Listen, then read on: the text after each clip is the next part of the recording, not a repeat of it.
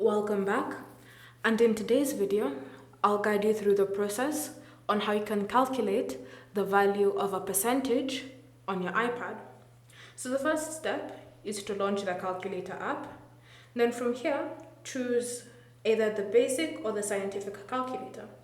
So once you've made your choice, you'll notice that there's a percentage symbol on your calculator. So the first step is to enter in the percentage or value you want to use.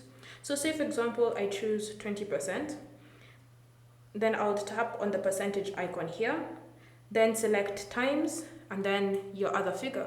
So say for example, we choose 500. So we're trying to find out 20% of 500. Then we'll tap on the equal sign and we'll be given our answer. So you can even do this for figures that have a decimal point.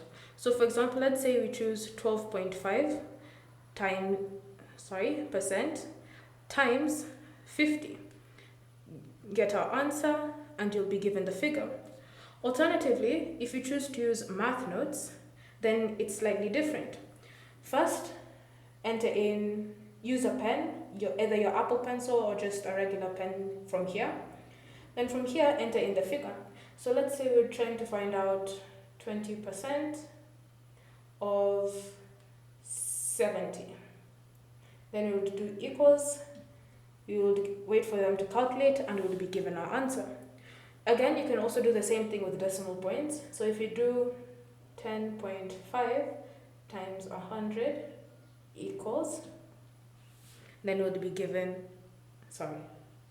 forgot the percentage. So 10.5% times 100 equals, then we'll be given our percentage.